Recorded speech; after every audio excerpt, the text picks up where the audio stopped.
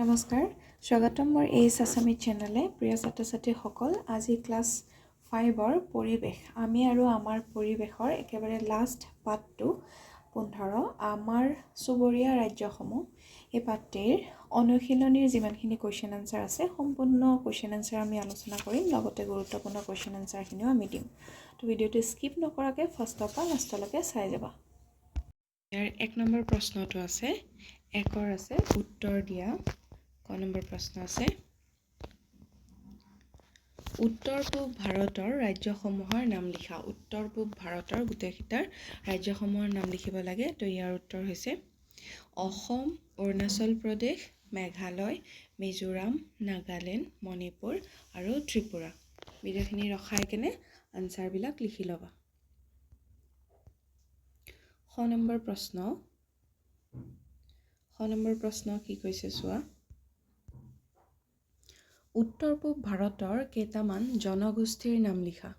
কেইটামান জনগোষ্ঠীৰ নাম লিখিব দিছে ইয়াৰ উত্তৰ হৈছে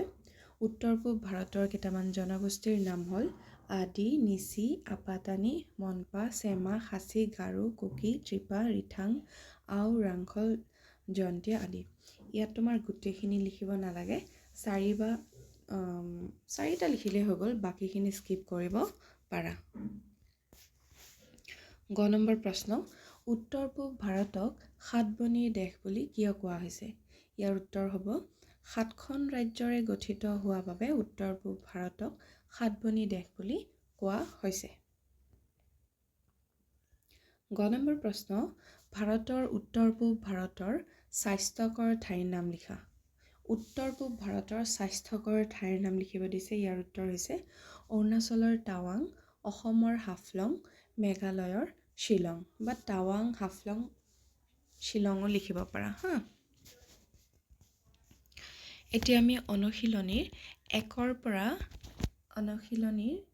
একৰ যোনবিলাক উত্তৰ লিখা আছিলে এইখিনি কৰিলোঁ এতিয়া আমি 2 নম্বৰ কৰিম ঠিক আছে 2 নম্বৰ তোমাৰ ক অংশৰ লগত খ অংশ মিলাব দিছে হয়নে ক অংশৰ লগত খ অংশ মিলাব দিছে অৰুণাচল প্ৰদেশ ক অংশত আছে নাগালেণ্ড ত্ৰিপুৰা মণিপুৰ মিজোৰাম খ অংশত আছে কহিমা ইম্ফল আইজল ইটানগৰ আগৰতলা ইয়াৰ উত্তৰটো হৈছে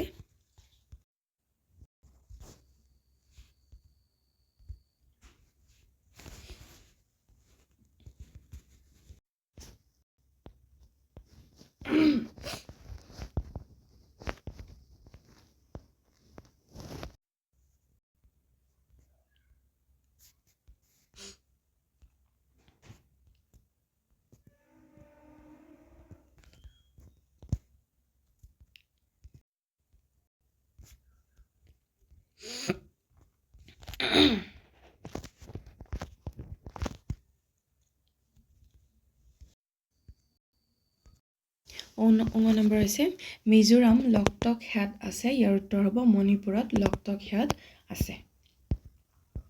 এতিয়া 5 নম্বৰ প্ৰশ্নটো লিখাৰ আগতে মোৰ চেনেলটো এবাৰ সাবস্ক্ৰাইব কৰি দিবা লাইক কমেন্ট শ্বেয়াৰ এটা কৰি দিবা আৰু নেক্সট তোমালোকৰ ক্লাছ 5ৰ কোনখন লেসনৰ ভিডিঅ' লাগে এইটো ভিডিঅ'ৰ কমেন্ট বক্সত জনাই দিবা 5 নম্বৰ প্ৰশ্নটো হৈছে কোন কেইখন ৰাজ্যক একেলগে উত্তৰ পূব ভাৰত বুলি কোৱা হয়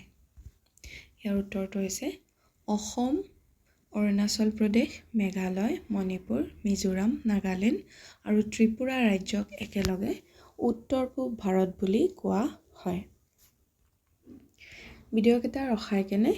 আনসাৰবিলাক লিখি ল'বা ঠিক আছে 6 নম্বৰ প্ৰশ্ন ভাৰতৰ উত্তৰ পূব ৰাজ্যসমূহ পৰ্যটকৰ বাবে কিয় আকৰ্ষণীয় লিখা ইয়াৰ উত্তৰ হ'ব উত্তৰ পূব ৰাজ্যসমূহ প্ৰাকৃতিক সৌন্দৰ্য আৰু বৈচিত্ৰ্যৰ ভৰপূৰ নদ নদী হ্যাদ পাহাৰ আৰু অভয়াৰণ্য থকাৰ বাবে এই অঞ্চল পৰ্যটকৰ বাবে আকৰ্ষণীয় তোমালোকৰ ভিডিঅ'টোৰ শেষত মই ক'ব বিচাৰো তোমালোকে যিকোনো কিতাপ বিজ্ঞান হওক অসমীয়া হওক সমাজ বিজ্ঞান হওক ফাৰ্ষ্টৰ পৰা লাষ্টলৈকে এবাৰ হলেও ৰিডিং দিবা ৰিডিং দিলে কি হয় তোমালোকৰ কোৱেশ্চন আনসাৰখিনি বুজাত সুবিধা হয় আনসাৰখিনি উলোৱাত সুবিধা হয় সেইকাৰণে ফাৰ্ষ্টৰ পৰা লাষ্টলৈকে যিকোনো লেশ্যন বুজি পোৱা বা নোপোৱা এবাৰ বা দুবাৰ লেশ্যনটো ভালকৈ ৰিডিং দিবা তো আজিৰ ভিডিঅ'টো সিমানেই যদি মোৰ চেনেলটো ভাল লাগিছে লাইক কমেণ্ট শ্বেয়াৰ এটা কৰি দিবা